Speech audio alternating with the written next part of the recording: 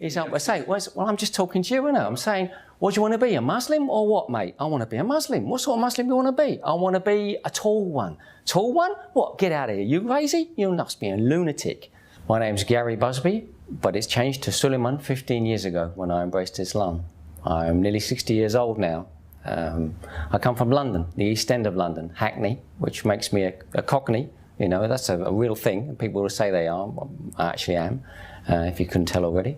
Like a lot of regular English guys, you might say, I would have said if there was a box to tick on a form, what's your religion? You would tick that box, Christian. And then someone would say, okay, when did you last read the Bible? And you'd say, oh, I don't remember reading it at all, you know, or maybe I did at school. So, you know, the Lord's Prayer, and maybe you went to church for somebody's wedding or a funeral, and that's about all you know. And that's what most Christians are in UK, the majority so-called Christians. So I was one of those. I arrived in Bahrain in the 1st of June 1984, which was also the 1st of Ramadan. So one of my first experiences was to see people fasting. But the first thing I really noticed was to hear the call to prayer coming from the nearby mosque. I heard this voice singing out over the streets, and I heard another one. It was like in a cannon. You could hear stereophonic sound as they were picking up. And I asked somebody, what's that guy saying? Actually, the guy I asked didn't know. But after some couple of tries, I found somebody that told me what the guy is saying. I said, oh, that's interesting. That's a very straightforward thing to say. It's not something sort of weird and poetic. It's just a straightforward, you know, come to the prayer. You know, that's what it's saying. Interesting. Okay, never mind. I didn't give it too much more thought, but I was working with Muslims. They were fasting in that first month, and they could see I was interested, so they started to give me answers to simple questions. You know, so you pray. How often do you pray? What do you say when you pray? Oh, okay. I can't say I was overly excited about that. I just thought, that's interesting. It's something different. Jump forward many years. I was in Turkey in the mid-90s, and there I saw something else. There I saw a country full of Muslims living in a secular state.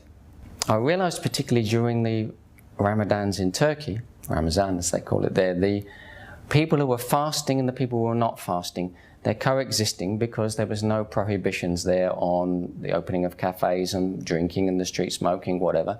So you saw people choosing their fast rather than it being an overall cultural blanket. That's when I perceived something more. I started to notice there was a link between the people who I'd got to know and like and the ones who were fasting. It was a straight positive correlation, as a statistician would say. You know, this is a significant at the 95% level, you know. And I joined in. I just did that spontaneous thing. I said, I'm going to try this.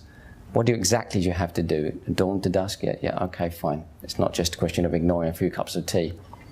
Immediately I found it tough, and immediately, respect. You know, this is not easy. You have to want to do this. And during that time, somebody saw that I was interested, and they gave me my first Quran. Jumping ahead, I came back to Dubai.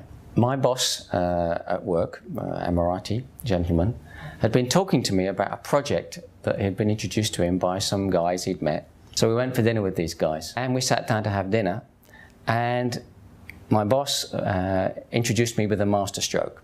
He said, meet Gary Busby, he works for me. He's the worst sort of kafir. And I was shocked. I'm like, what? You know, this is like an insult, you know. What do you mean by that? I knew he meant, yeah, he grinned on his face when he said it, but even so, it was still a bit of a strong statement. And he said, the trouble with him is he's read Quran, he's studied the life of the Prophet ﷺ, he knows quite a lot about Islam. He's asked me a lot of questions about it, and he still doesn't want to embrace. He says, well, chance to solve it. Ask the guys these questions you've been asking me. So I started asking them, and that was like 7 p.m. and 8 p.m. came and went, and so did 9, 10, 11, and 12. And at 12 o'clock, they threw us out the restaurant, and we stood in the street. We stood in the street for another half an hour, and I kept asking my questions.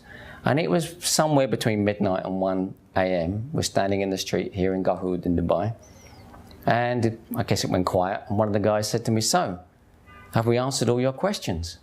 And I said, yeah, I guess you have. And he said, well then, why don't you just take the step you need to take, step across that bridge and do what you need to do. And that's what I did. That was on a Tuesday night, I think, and on that Friday, I embraced Islam in a mosque in Dubai. One of my biggest concerns around the time that I embraced Islam, immediately before and still immediately afterwards, was that I felt I might be getting into something that was too prescriptive. You know, that I might find that this new way of life was going to be like a straitjacket, and it was going to tell me too much, to restrict me too much, give me no options, no choice, lose freedom of choice. That turned out to be true and not true at the same time, in a very happy way, because yes, it does tell you what to do, but it tells you in the way that your father tells you what to do if he's a good father. He's giving you the best advice. You can still choose what you take of it and how you do it. You know, it's up to you. You're still a human being, but now you know you're being given good advice, and that's very comforting, isn't it? I'd actually found the formula. This was the way to fix myself. You know, follow what it says in the Quran. And it was like having the most wise dad in the world who was always hanging around near you to tell you stuff. Don't do that, you know. And I thought, wow, this is amazing, everything.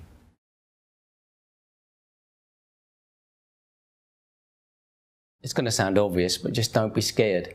This isn't as exciting as jumping out of an aeroplane. I've done that too, and that was a lot more stupid. This was the smart one. So just do it. Trust me, it's going to be fine.